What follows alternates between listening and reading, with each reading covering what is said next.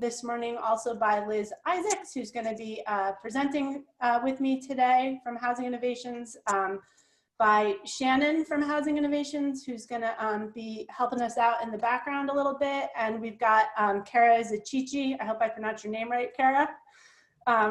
Okay. Kara will pronounce her name herself, and then you'll all have it correct.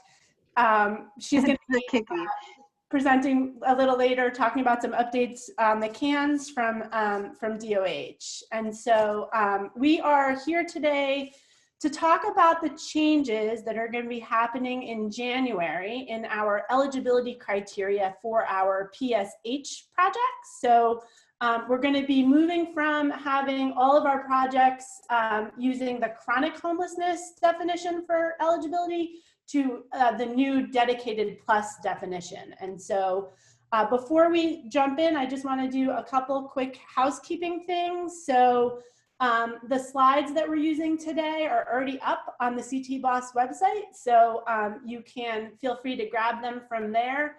And as soon as she's able to stop manually admitting everyone from the Zoom waiting room, Liz will get the chat, slides also posted in the chat, so you can download them from there. Yep, and I also sent them out. So they also, you should have gotten an email in the last 15 minutes. So awesome. They're in many places. Yes. We are also recording this morning, and so we will get that recording posted up to the CT Boss site in just a minute. Or just, not just a minute, but in the next day or two. So if anybody needs this information and wasn't able to join us this morning, the recording will be available very soon. Everyone is muted, and so just to keep the background noise down, we do ask that you stay muted during the presentation today, unless you want to ask a question. And so we absolutely invite everyone. Don't feel like you have to wait until we get to the end. As questions arise, there are two ways that you can ask questions. You can either put them into the chat, and the HI team is going to be monitoring the chat throughout the course of the webinar, and we'll answer those questions as they come up. Or you can unmute yourself and ask the question out loud if you prefer.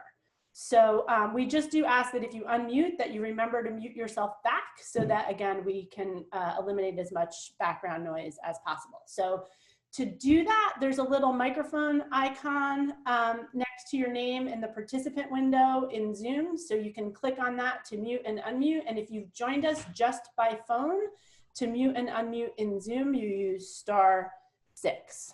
So we're scheduled today until 11:30, but we actually don't have a ton of content that we have to cover. So if you, so we think we're gonna finish early. We'll definitely finish by 9:30, but I suspect we'll finish quite a bit earlier than that. Okay, did I miss anything? Nope. Okay, so with that, we'll go ahead and get started. All right, so this is our agenda for today. Hello, this is Mary Vet. I'm representing Donna. I cannot see anything on the Zoom. Yeah, sorry. I think maybe just pull up the slides off of the website. Is everyone else having that problem? Liz, can you see what I'm projecting on Zoom? Yes. Okay.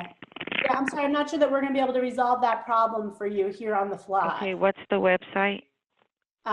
It's www.ctboss.org, and it's you'll find the slides under the training tab. Okay. Okay. All right. You said www.ct.boss. ctbos.org. Okay. Thank you. Okay. So we're going to talk about the definition of dedicated plus, right? And ways in which it is very similar to the chronic homeless definition that we have been using up until this point, and the key ways in which it differs from the chronic definition. And so who is going to newly qualify under the dedicated plus definition? So who are we going to be able to serve now in PSH that we were not able to serve before? We're also going to talk about which units in CT Boss are going to be switching over to this new dedicated plus definition. We have updated the homeless verification form and some of the other tools that you guys have historically been using to verify chronic homelessness. So we've updated those things for the new dedicated plus definition. So we're going to talk about those changes. We're going to go through some questions that we've heard along the way from people to answer those things. Liz is going to walk us through some examples of actual cases so that we can look at together, some examples of who qualifies and who doesn't qualify as CT boss, and go through some other nuances of the definition that often raise questions for folks. And then we're going to turn it over to Kara, and she's going to talk about updates and next steps at the cans.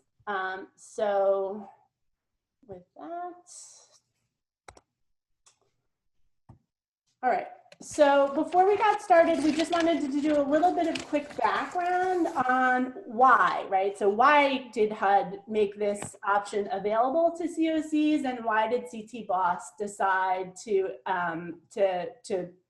take advantage of this new dedicated plus option? So basically what happened is, I think it was in the 2018 NOFA, HUD made this option available. So that was the first year that they sort of created this category of eligibility called dedicated plus. And the reason that they did that is because there were some nuances in the chronic homelessness definition that kind of were excluding people who really were homeless for a very long time and very vulnerable, but that couldn't be served under the very strict definition of chronic homelessness. And we'll go through in a minute some examples of who those people are that we are now newly going to be able to serve.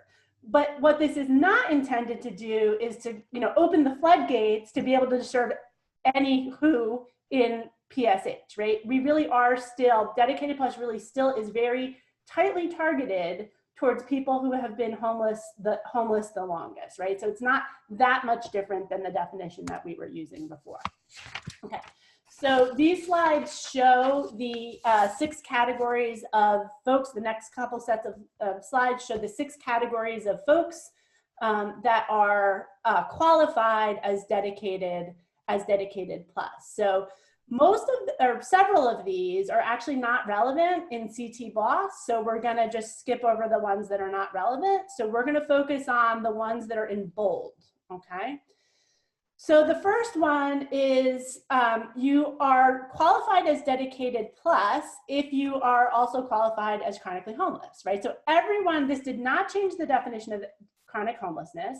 So everyone who meets the definition of chronic homelessness, so right, the same thing as it's always been, you're disabled and you've got 12 months of continuous homelessness or 4 episodes of homelessness over 3 years that cumulatively add up to 12 months, those folks are still chronic and they're also dedicated plus, right?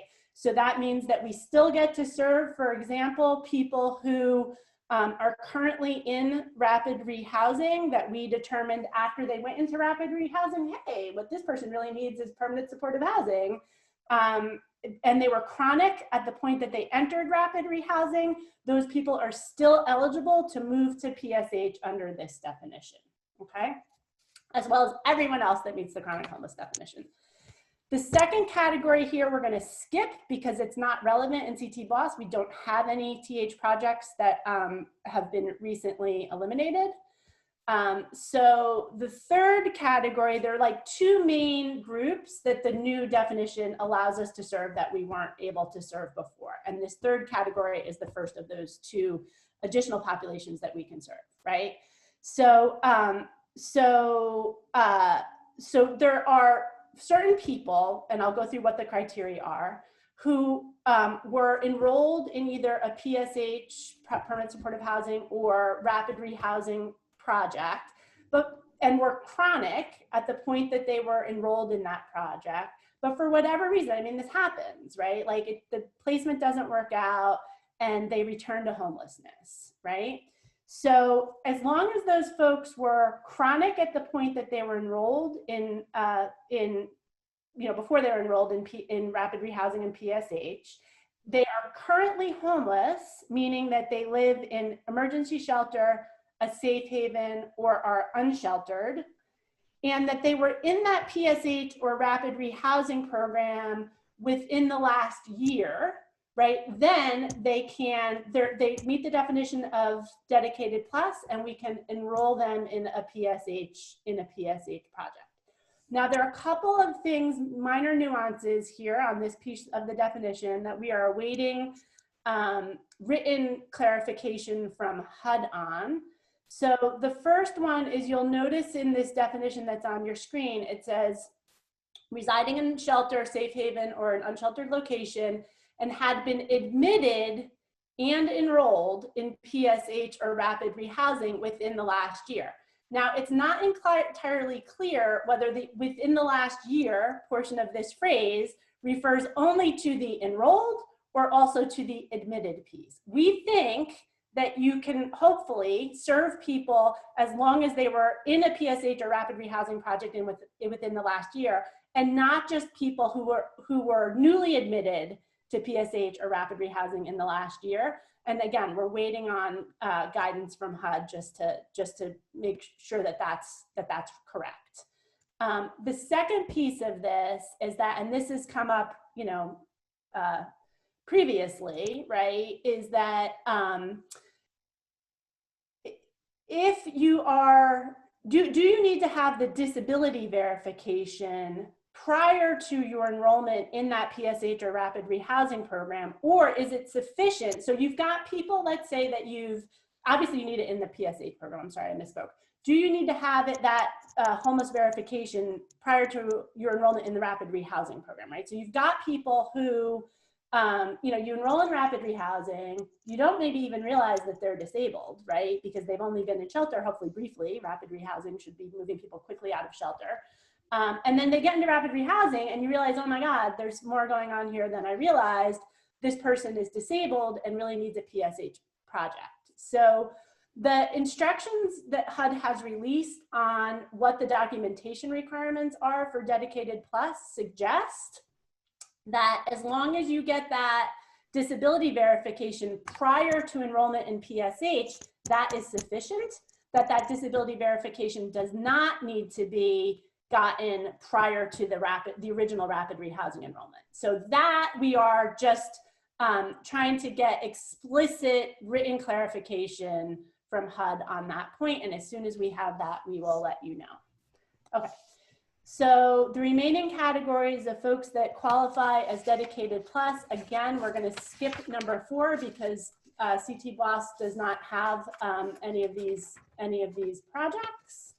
And so number 5 is the one that is the second group of people that this is really going to primarily benefit, right? So under the chronic definition, right, in order to qualify as chronic, you had to have both the 12 months of homelessness, and if you were qualifying under the episodic portion of the definition, you also had to have that homelessness on 4 separate occasions. So that, I mean, personally, that never really made sense to me, because what that meant is that if you had somebody who was homeless for 12 months, but it was in 2 6-month occasions, that person wouldn't qualify, right? So now under the Dedicated Plus definition, that person does qualify.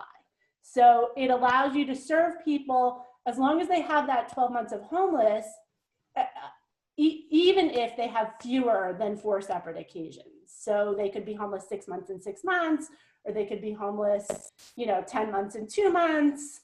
And any configuration, it no longer has to be 4 separate occasions. Okay, and then again, the last category here, you guys have done such a fantastic job in Connecticut at ending chronic homelessness among veterans that we actually don't have very many veterans who've been homeless for a very long time in Connecticut. And also those veterans are primarily getting served through the HUD VASH program, not through the other PSH resources that we have. So this one also, we're not gonna spend time on because it's unlikely to be applicable. Okay. So, so these are, so as I said earlier, right, the dedicated plus definition is actually very similar to the chronic definition, right? So this slide shows you the ways in which the definitions are really the same, right?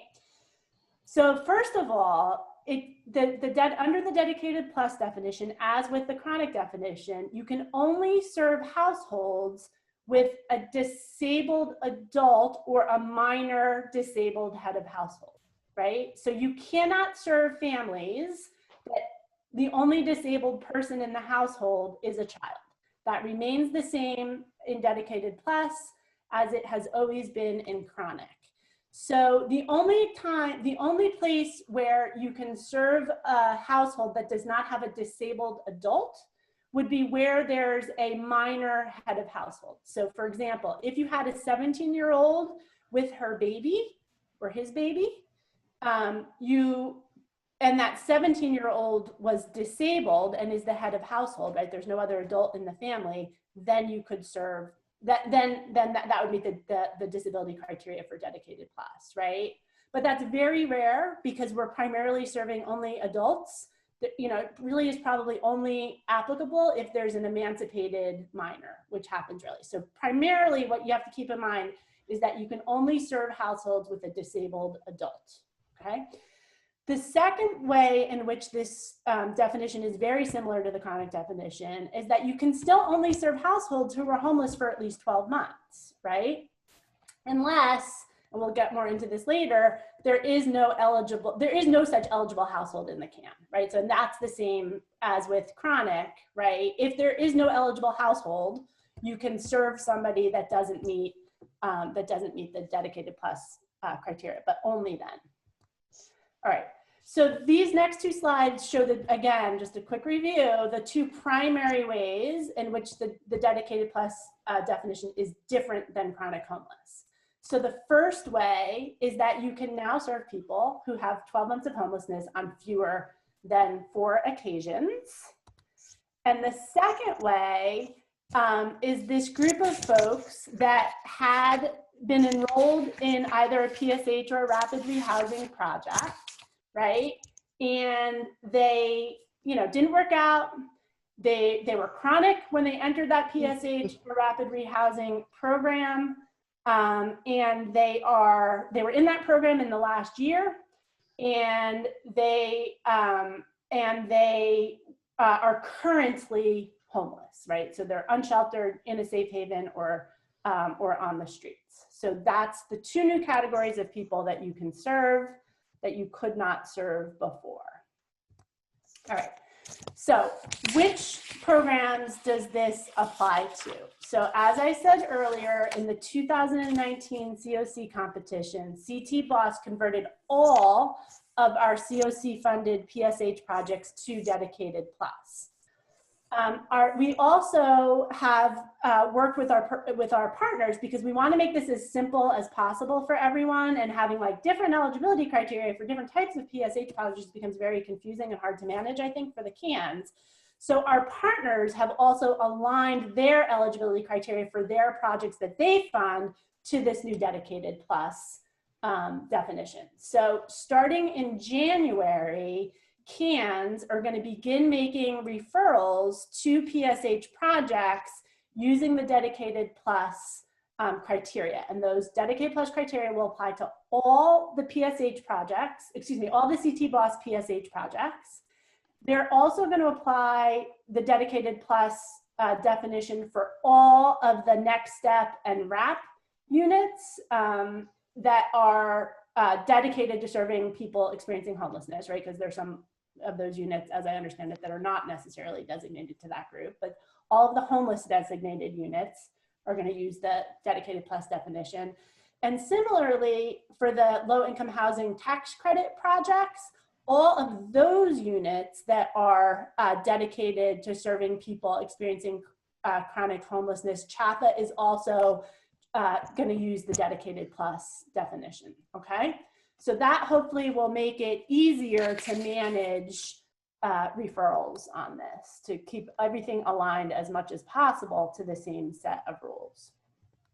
All right, So we wanted to go through a couple, did it show the, anyway. All right, so we want to go through a couple of questions that have come up together. So must an adult have a disability to qualify the household as dedicated plus, right? So the answer to that is yes. The adult has to have a disability in order to qualify as dedicated plus. The same with chronic, with the exception that we just talked about, unless it's a disabled minor head of household, those folks can also qualify. Can people with less than 12 months of homelessness over the past 3 years qualify as dedicated plus? That's our second question. So generally no, right? People are gonna have had 12 months of homelessness over the past 3 years. The only exception to that is gonna be, there are gonna be some people who qualify because they were in a PSH or rapid rehousing placement that didn't work out. They qualified as with those 12 months over the past 3 years at the point they entered that program, but they may be outside of that 3-year window now, right? So generally yes, but there's that one kind of small exception there. Lauren, And then, oh, I'm sorry, go ahead. And then finally, can people with 12 months of homelessness, but only 2 or 3 occasions of homelessness in the past 3 years, qualify as dedicated plus? And the answer there is an unqualified yes. Okay, so I'm gonna turn it over to Liz, and she's gonna walk us through some examples. Lauren, I just want to do, we have a question. Okay, So yeah. we were starting in January, but also that it would begin for each project at renewal. For example, my grant renews May 1st and Dedicated Plus would begin then. Great question, Deanna, thank you. So we actually, it started at when you, all of the projects, right, that were applied for when we converted are going to be, their contract will have started by January 1st, 2021, right? So we're going to start everybody so that we didn't have to do this kind of rolling timeline where every project started at a different time, which would have been very difficult for the CANs to manage. That's why we decided to start this in January 2021, right? Everybody will be able to everyone's going to be on the same definition as of January 2021. So everybody's starting all together in January 2021. All right, Liz is going to walk us through some examples. Yep. So we have an example. So we have Sky, and we know that Sky has a disability. We know that they were living on the streets from January to July 2020. So we have 7 months there. We know that that they lived in a residential rehab for 3 weeks from July to August. They moved into a motel, paid for ESG in August, and remain there. And so we want to know, does Sky qualify as dedicated plus? And I think Shannon did a poll for us. So if folks can take that poll, let us know what you think, given what we know about Sky.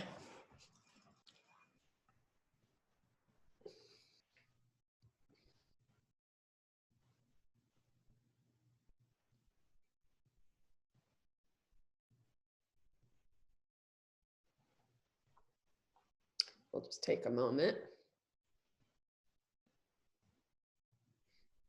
Let people vote who are going to vote. We'll give you another 10 or 15 seconds.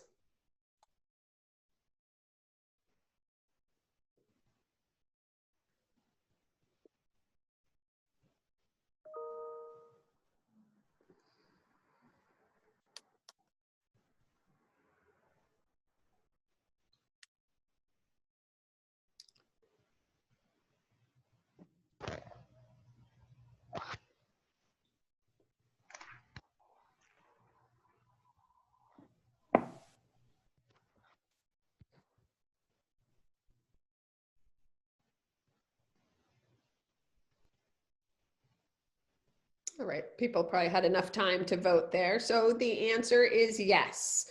We know that they have a disability, which you have to have, 12 months of homelessness. And we know that when they stayed in a motel, it was paid for by ESG, not by themselves.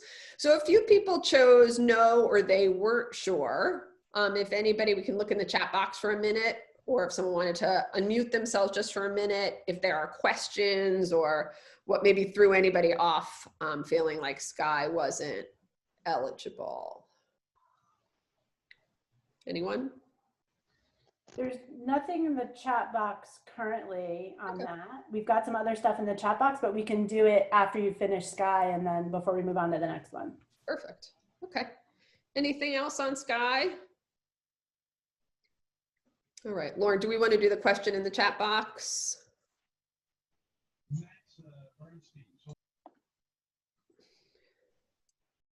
Lauren, we can't hear you. Help if I unmuted myself before I started talking.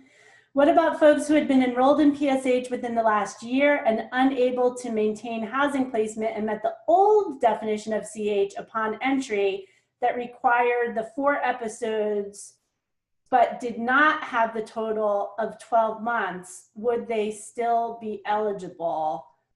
Will we need original housing verification from PSH program as proof? Okay, so I'm going to take that question in 2 parts.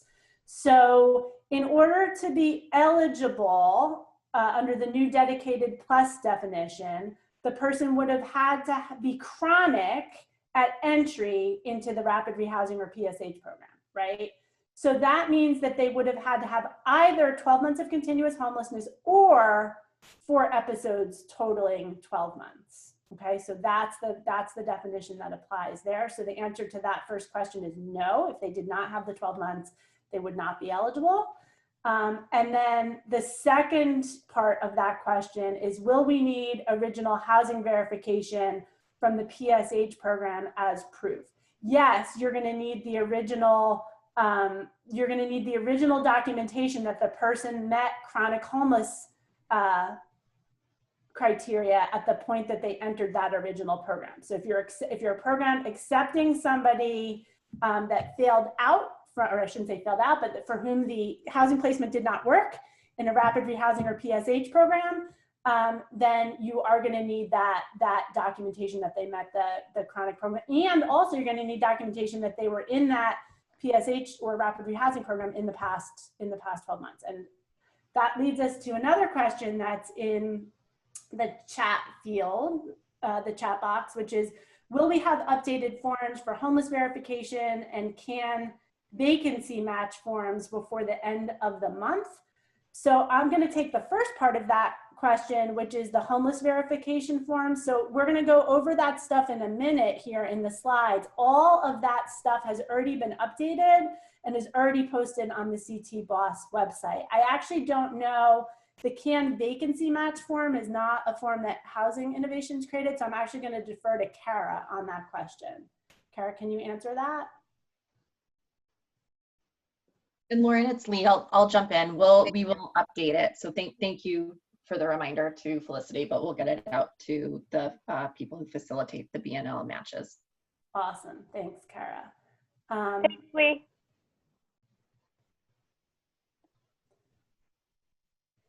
All right. So Sylvia, I'm not sure. I see there's a question. There's something here that says, if you are talking about submitting in January 2021. Well, I just wanted to make sure all of December was in it, because that would make the 12 months. Like if I submitted today, from what I saw there, it looked like it was 11 months. It says You're as talking about Sky. You're talking about Sky. Okay. oh yeah, I was talking about Sky. That's why You were actually on agenda, which confused me, Sylvia. I was on the agenda. What? Okay. So I think maybe I made a mistake, but I think it's 12 months. So you got January, February, March, April, May, June, July, right? And then you've got August. Yeah, it's a year if December is full. It doesn't have, and remember, any day within the month counts as It counts as the month? Yeah. Okay, It doesn't have to be the full month. important nuance. Thank you. Yep. And that's been the case all along for chronic as well. Yep. All right, Liz. Yep, and just last question in the, oh, I'm sorry, nope, that's just to me. Okay, so we can move on to the Reed family. So what do we know about the Reeds? That they stayed in shelter from January to May 2019. Then they were with family in North Carolina, returned to shelter in Connecticut in June 2020. They remained in shelter in December 2020. The oldest child is disabled and receives SSI. So do they qualify as dedicated plus? We'll let everybody weigh in on this. I think Shannon's gonna do a poll for us, or Lauren's gonna do a poll for us. No. Yep, I Oh, Lauren is, I'm sorry, that's right. Forgot where we left them.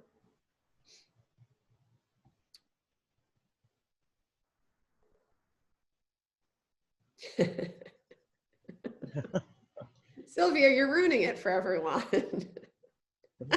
So because we're showing the slides as PDF and not as PowerPoint, I realized as we started that the answers are right on the slide. So it's an open book test, guys. It You're is. welcome. It is.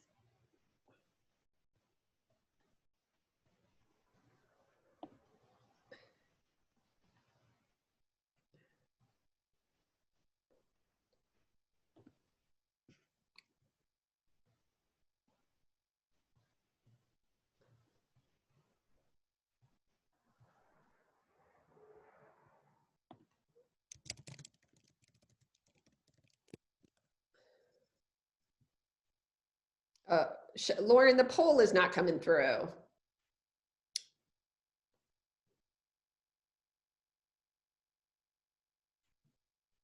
Oh, you are muted, Lauren. Right.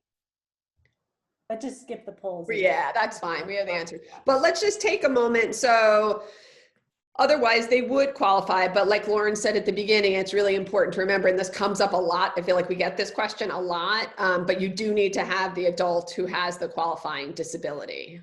So that's what has the Reed family ineligible. I'll pause for a second to see anyone have questions about the Reeds or if that makes sense.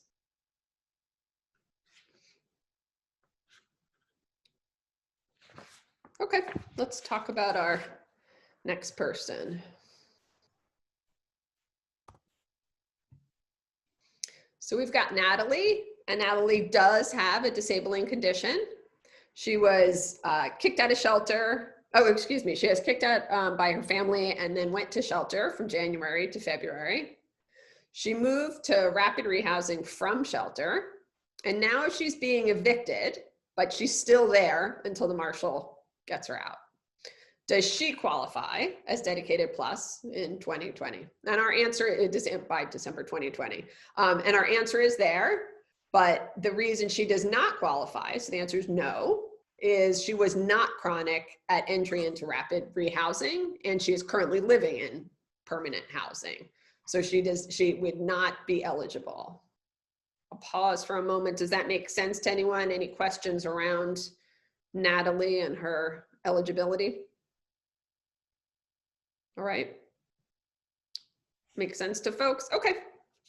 Let's. Liz, before you move on, this is Lee. I do have a question because I think this relates to our outstanding AAQ with HUD. So I just wanted to put a pin in that for people because if we were able to determine after she was admitted into rapid rehousing that she would have been in fact chronic had we had the documentation to support that, would she then have been eligible to transition on to PSH?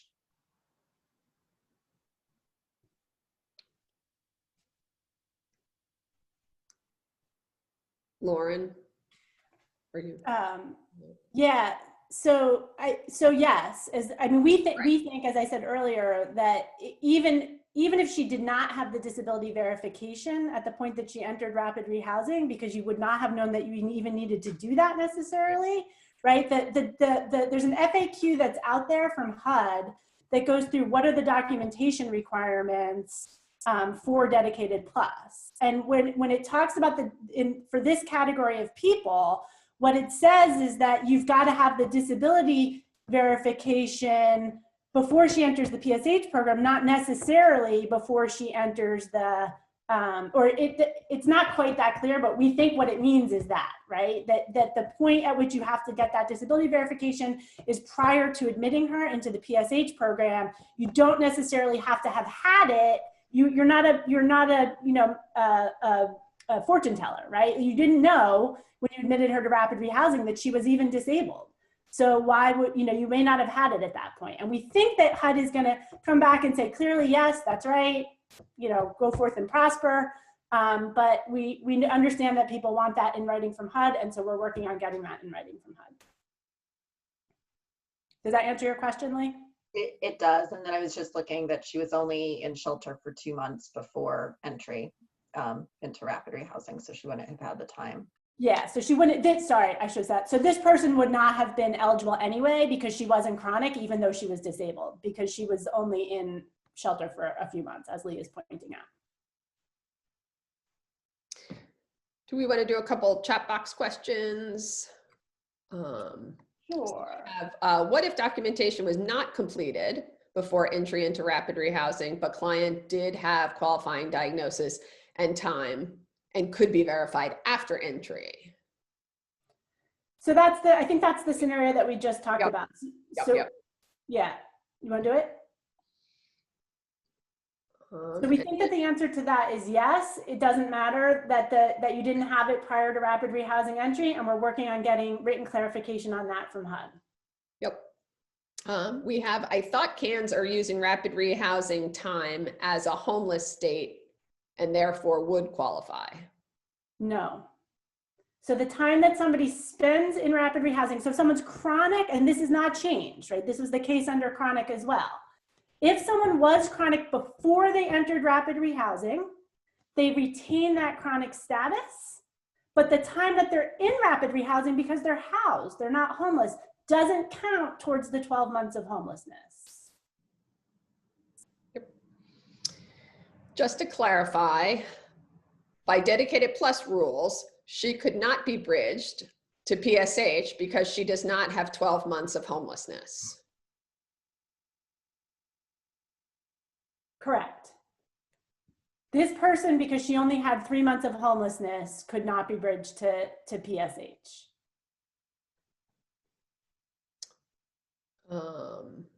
This is the theory cans are using for bridge housing. Question mark. Not sure. I mean, I think that might go with Jared's previous question. I thought cans are using rapid time as a homeless state and therefore would qualify. So I think we answered that already. Okay. We just went through rapid rehousing is considered permanent. Oh, we answered that. I think we did that. It says there is going to be a concern from the CAN if we are putting almost everyone in rapid rehousing now and will be unable to bridge them to PSH if PSH is being converted to DedicatedPlus. I think we've answered that. No?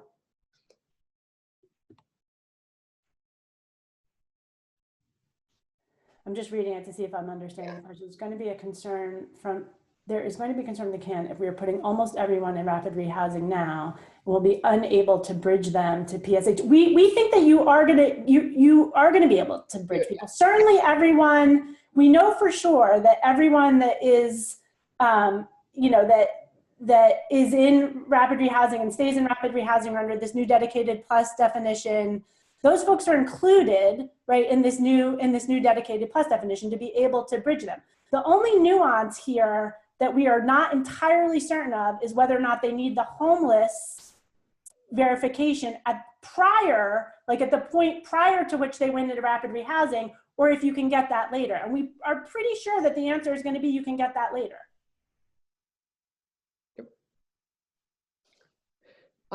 We have often youth who are housed through YHDP rapid rehousing do not have a long homeless length of time. If someone does not meet the DedicatedPlus definition, but there is no one on the by name list who is chronic, could they then be bridged to a PSH? Often youth who are housed through YHDP rapid rehousing do not have a long homeless time if someone does not meet the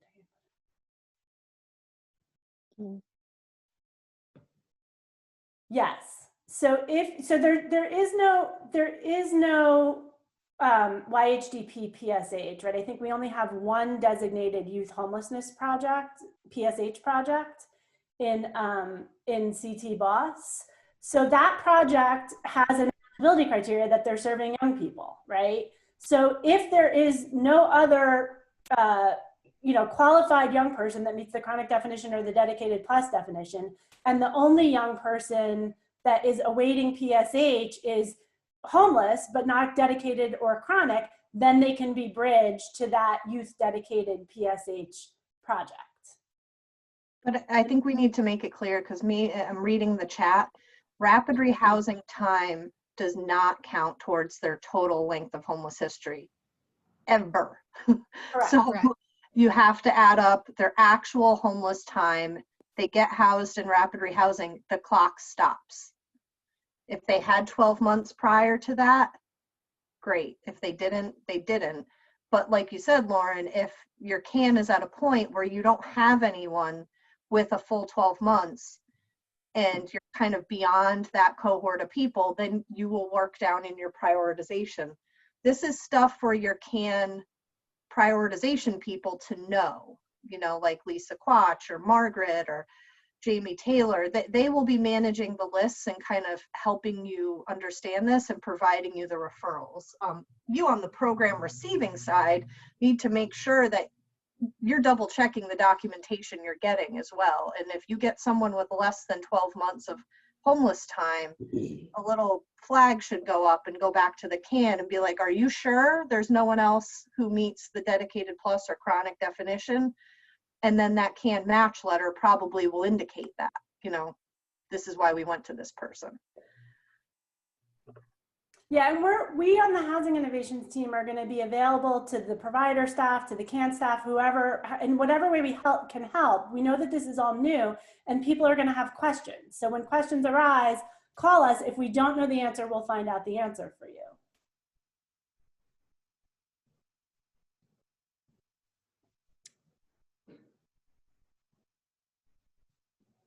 Okay. You want to keep going with questions or?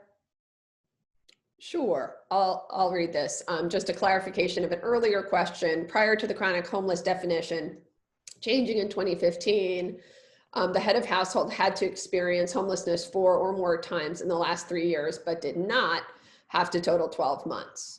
Before this new definition, an individual could technically be homeless 4 different days over a 3-year period and be classified as chronically homeless.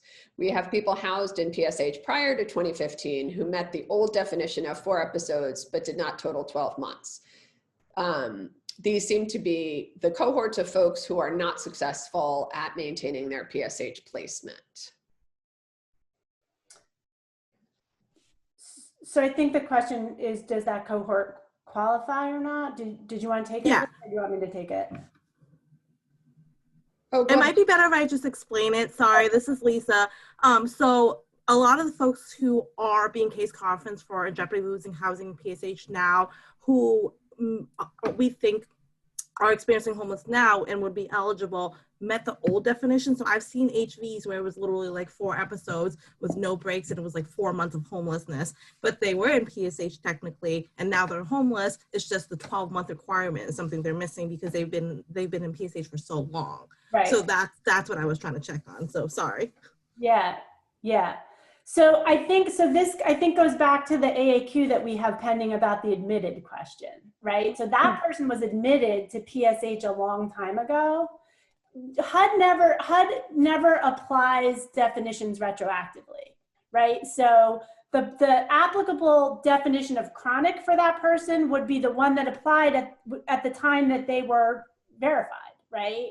So I think what the answer to this question is going to be is yes, they're going to be eligible under Dedicated Plus, but it's going to depend upon that AAQ on whether or not they were needed to be admitted to PSH within the past 12 months, right?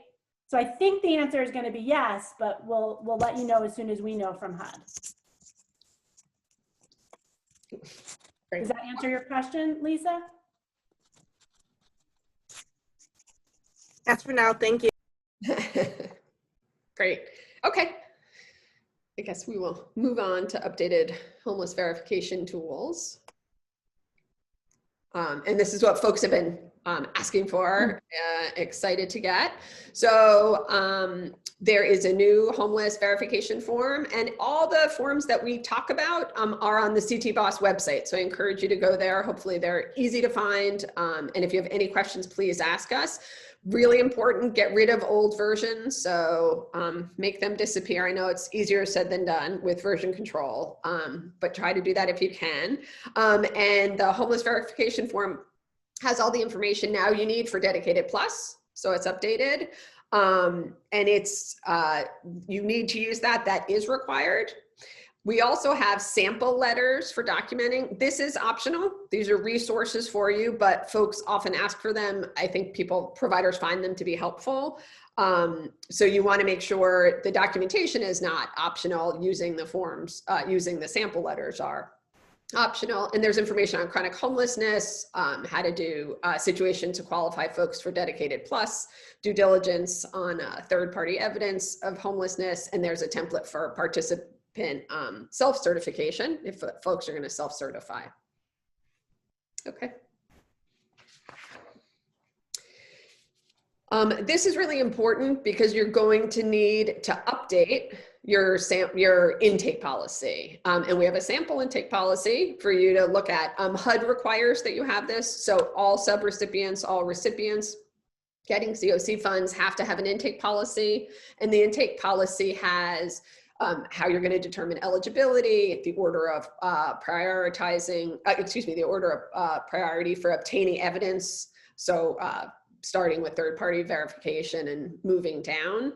And the sample guide, the sample policy also has a quick reference guide for who's eligible for which BOSS programs. So that may be helpful just as to check out.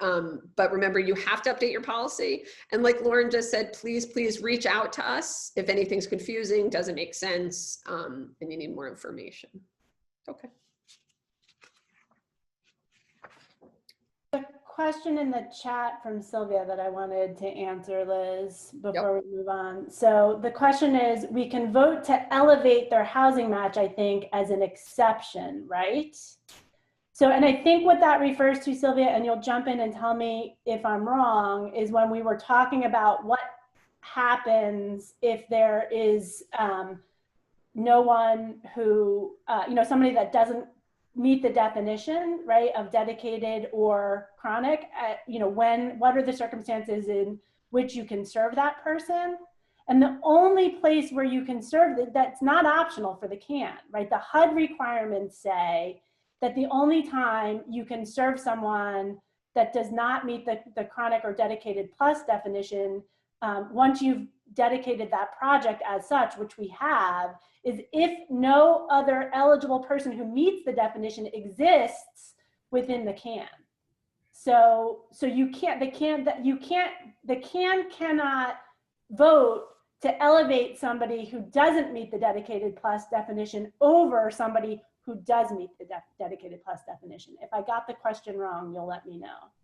That's clear. Thank you. Okay. Great. And just on the intake policy, so HUD can monitor on this. When Housing Innovations comes out, we may take a look at it, and then we're going to give you some details on the upcoming slides. Great.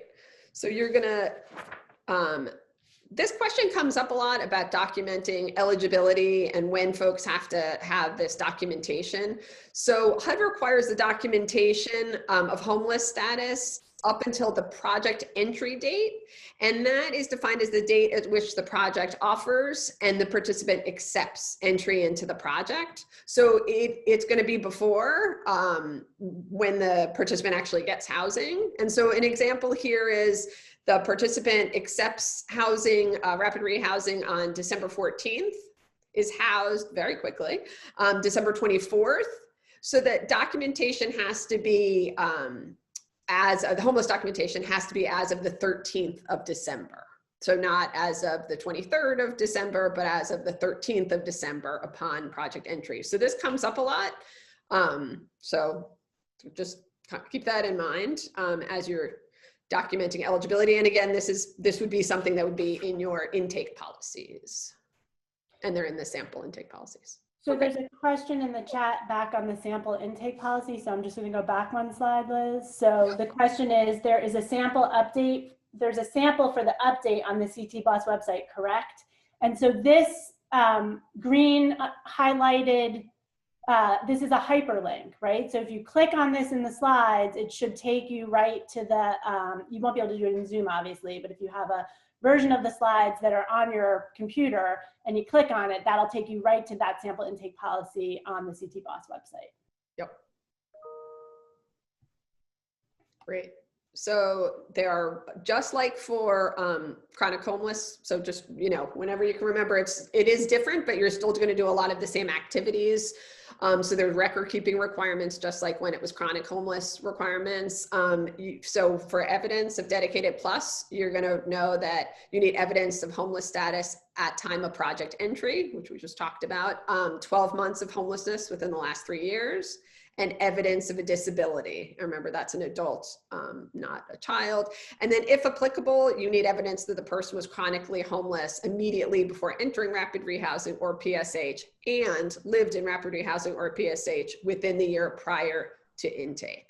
And there are more details on this in the homeless verification form. And let's just do one more example of what the project, project entry is. So if we have someone in April 5th, 2016, the coordinated entry or an intake worker collects the homeless documentation. June 20th, the project offers the vacancy to an applicant and the applicant accepts, and then they move in July 5th in 2016. You don't need any additional documentation required after June 20th, 2016. So up until project entry is when you need the documentation. So again, we're just reiterating that because that comes up a lot.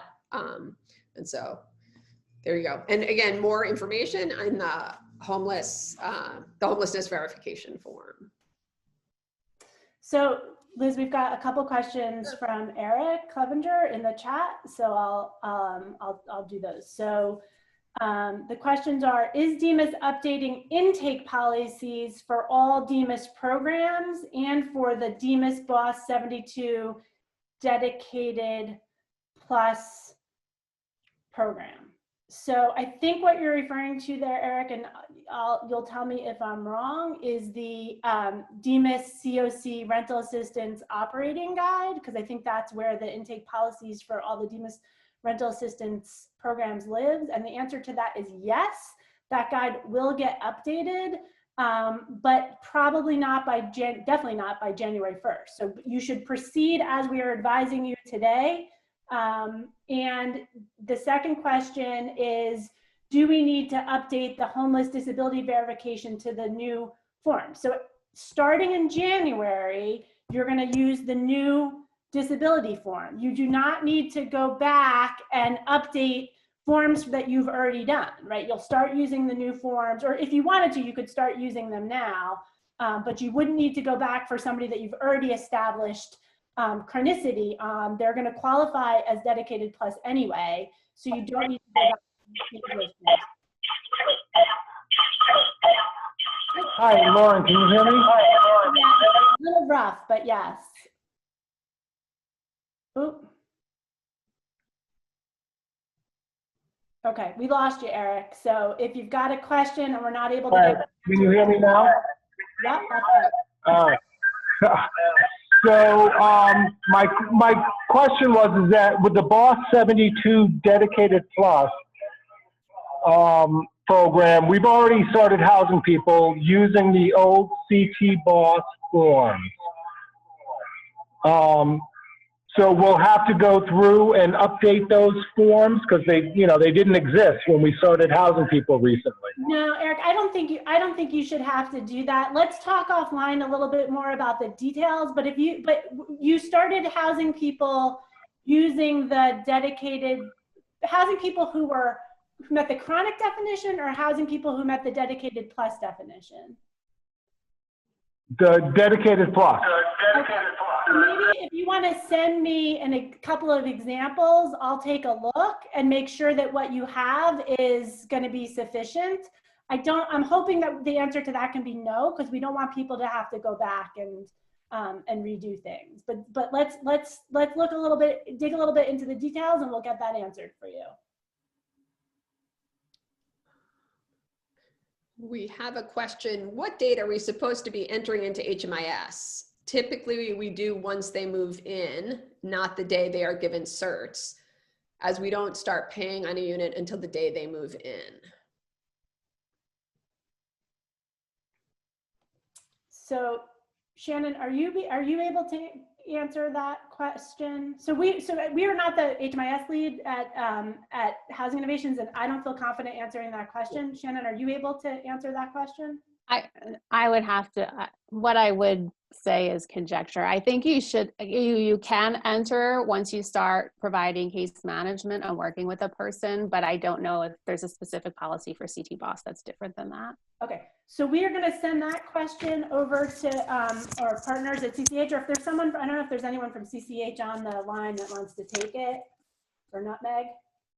So, this is Alice. Sorry if I jumped into somebody from CCH, but for the housing piece of the work, and Brittany is just solely does the housing, we have them enter into HMIS the day the lease is signed, because that's how we have to track for the APRs who entered during that time period for the housing piece. So that has been our advice excuse me, going forward for the housing end of it, is that people, get entered for the housing the date they're housed. So if someone's housed on January 1st, HMIS, that's when they're entered for the housing. Then I just saw Brittany say thank you, so I think we're good. Great. So we've got a couple more questions in the chat box. I'm going to retract what I said earlier about getting done early, because you guys have a lot of questions, but we will promise that we will get done by 11:30, and we're glad that you're asking all of these great questions. So, okay. So for PSH, where can we find in writing the date that homelessness stops when a client enters our program? So I think what you're saying is that at the point that a client is housed, homelessness stops. And if it's helpful, if whoever this is wants to email me, I will send you written, clarification from HUD on that point, if that's what you're looking for. But that is definitely the case, that as soon as someone is housed in either PSH or rapid rehousing, they're no longer homeless, and they're no longer accumulating that 12 months of homelessness, which is, I think, what the question is. Okay.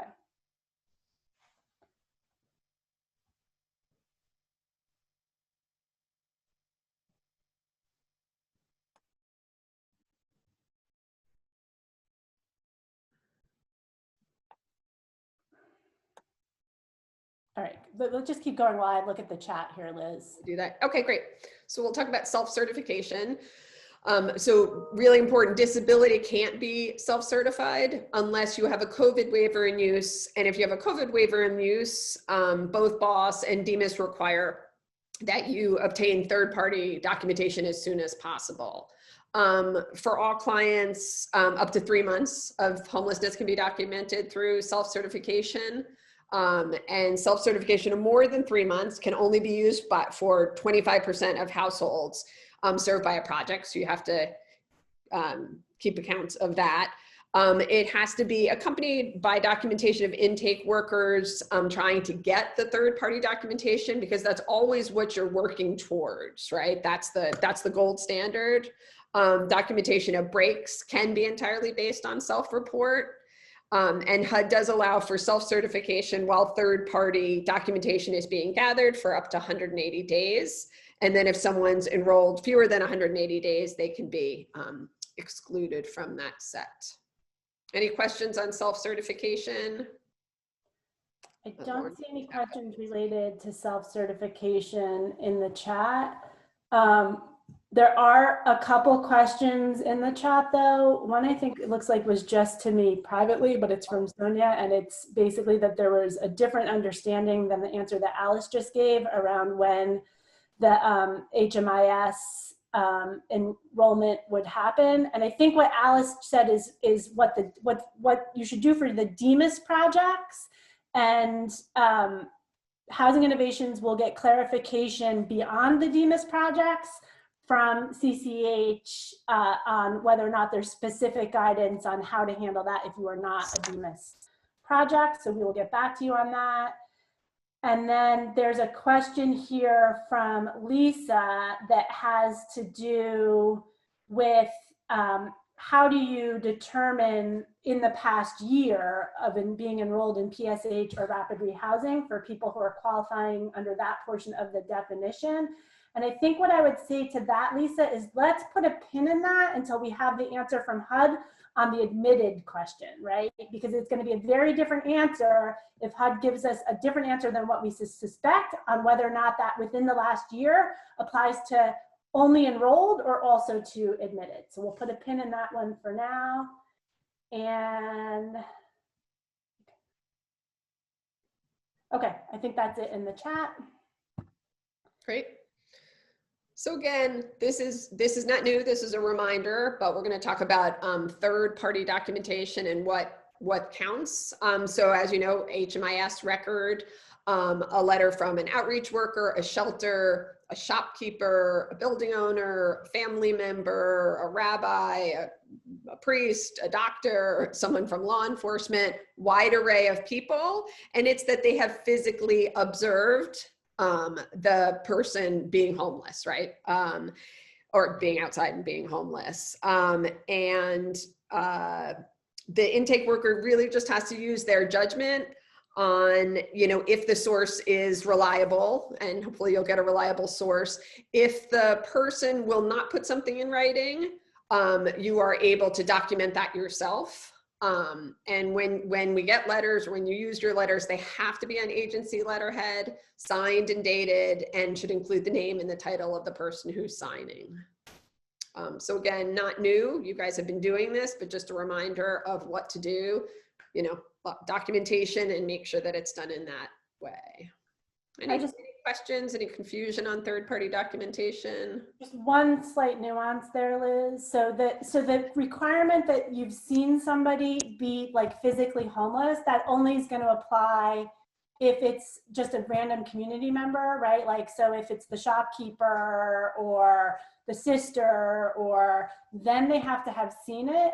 But if it's a professional, a service provider, so like an outreach worker or a doctor or a counselor, for those folks, they can use their professional judgment. They have to have seen the person, right? They can only verify homelessness for the months that they have seen the person, but they don't necessarily have to have physically witnessed the location where the person was sleeping. Like, they don't have to see them bedded down in the park necessarily if it's a professional, if it's a service provider. Yep.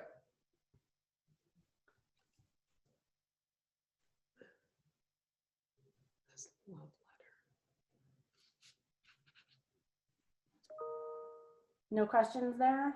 Okay, I'm gonna move us on. Yep. And finally, this is really important, and you guys know this, and it's not new, but just safety is really, really important.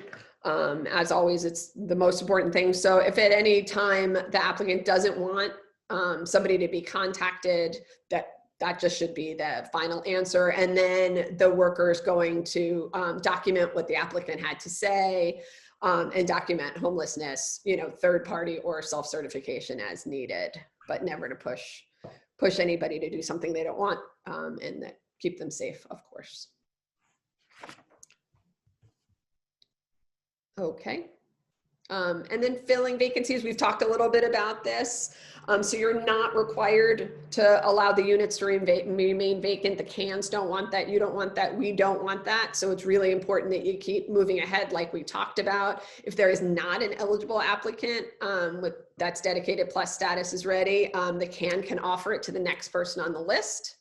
You're going to continue to locate and engage homeless, the people who have been homeless the longest, and you're going to document outreach and engagement efforts. Just, again, a lot of stuff you're already doing, but just want to make sure that we don't have vacant units, and we want them, folks in them.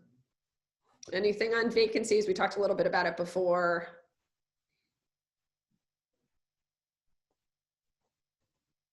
I don't think so. Okay. I think we're going to pass the baton over to Kara from Department of Housing. Hello. I'll be quick because I think we're already over time. But the next steps really are to take this back to the housing captains group, which is the folks who are really in charge of the prioritization in each CAN and managing the by name list, and going over the details of the prioritization criteria. Housing Innovations kindly drafted that for us. It all looks in line with, you know, what we have to do. You know, there's not a lot of wiggle room in this, so I think the interpretation is spot on. We just have to really then implement that, and that the devil, of course, is always in the details there. Some of it is contingent, right, on the AAQs we have submitted. So we're trying to launch this as much as we can while waiting for HUD to get back to us, and they're a little backed up lately, understandably. So I'm not sure if the housing captains are actually meeting this month. If they don't, I might have to call a separate meeting with them just to go over the prioritization. There's the HMIS component as well that they need to get familiar with, and start marking people as verified dedicated plus, and start doing that relatively soon so that when January 1st rolls around, you have a pool of people to pull from when you need to match housing. Sounds like we need to do a little bit of clearing up of some information on the individual CANs. So Lee and I will be in touch just to make sure we're all on the same page as, you know, what counts as homeless history and not. But the forms are up on the Balance Estate website. Please look at them, use them, familiarize yourself with them. And I'll be in touch with the housing captains soon just to make sure we can go over the prioritization in more detail with them. And I think that's it.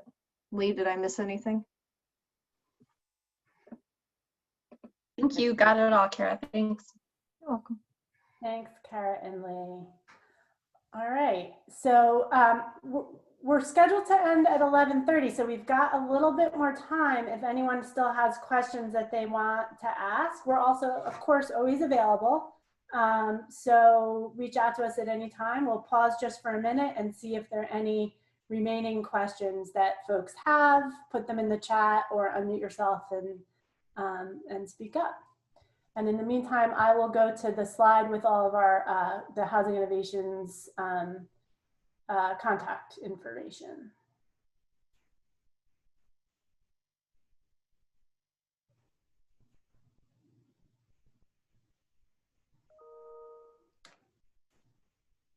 All right, I don't see anything new coming into the chat. And so I think we're gonna give you back 19 minutes of your day. I retract my earlier retraction about ending early. So, so thanks for being with us today. We know that this stuff is unfortunately complicated and confusing, and we definitely don't expect that everyone, you know, gets it 100% right from the, you know, very first day. We know that this is new. So, so again, please, please, please don't hesitate to reach out to our team at Housing Innovations if there's anything that we can do to be helpful for you guys. Okay. Thank you so much. Take good care. Take a walk for 19 minutes. Be good to yourself. Bye, guys. Bye-bye. Thank you.